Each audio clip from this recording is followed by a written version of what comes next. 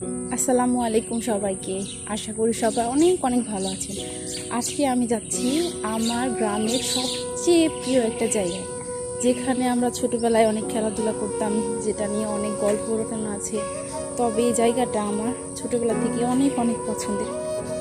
এই যাওয়ার সময় এর মসজিদটা পড়ে, মসজিদটা দেখতে মাশাআল্লাহ অনেক সুন্দর। এখানে ছোটবেলায় আমরা মুক্তবে আসতাম, সেখানে যাচ্ছি। আমি একা যাচ্ছি না, সাথে আমার ময়না পাখি যাচ্ছে। সবাইকে দেখাবো, ভিডিওটা পুরোপুরি দেখতে থাকুন। এই জায়গাটা আমাদের কাছে ভীষণই প্রিয় এবং অনেক অনেক অনেক স্মৃতিময়। তবে জানি না আপনাদের কাছে দেখতে কেমন লাগছে, কিন্তু আমার তো খুবই ভালো লাগে। আমি মাঝে মধ্যেই সময় পেলে একা একা এসে বসে থাকি, খুবই ভালো লাগে আমার কাছে দেখতে। আর মাঝে মাঝে তো আমার কেউ নিয়ে আসি, ও খুব মজা পায়, খেলাধুলা করে, দৌড়াদৌড়ি করে। দেখা যায় অনেক দূরে থেকে এখানে মানুষজন আসে দেখতে।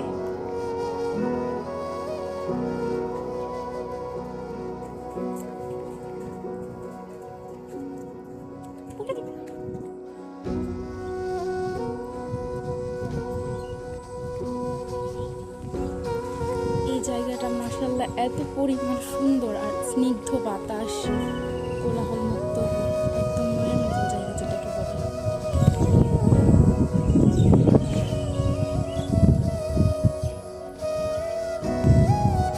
এখন আমার চুচুকে নামিয়ে দিব।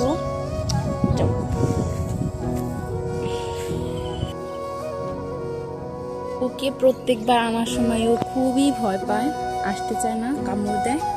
তবে আসার পরে অনেকটা রিল্যাক্স থাকে, দৌড়াদৌড়ি করে টুকটাক।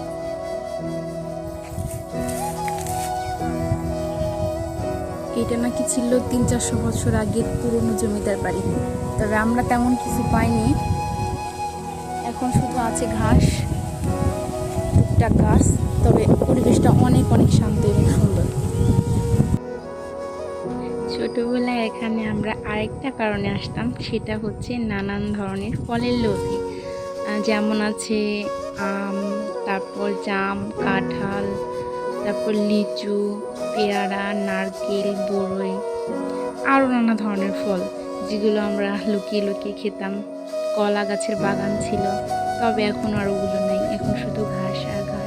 শৈশব এবং এখন পর্যন্ত আমার সবচেয়ে সবচেয়ে প্রিয় একটা জায়গা হচ্ছে এই মুন্সিবাড়ি। এসে বসে থাকলে মন খারাপ বা মন ভালো সব কিছুতে আমার ভীষণ ভীষণ ভালো লাগে। আর আমার সঙ্গীত আছে। আপনাদের সবাইকে দাওয়াত রইল আমাদের মুন্সিবাড়ি এসে ঘুরে দেখার জন্য। দেখবেন সত্যি সত্যি খুবই ভালো লাগবে। বলতে গেলে দেখার মতন সেরকম কোনো কিছু নেই, তবে মনটা ভালো করার মতন একটা জায়গা। অল টাইমই একদম বাতাস থাকে, বাতাস ফুরফুর শব্দ, খুবই ভালো লাগে, মন মুগ্ধ করে একেবারে।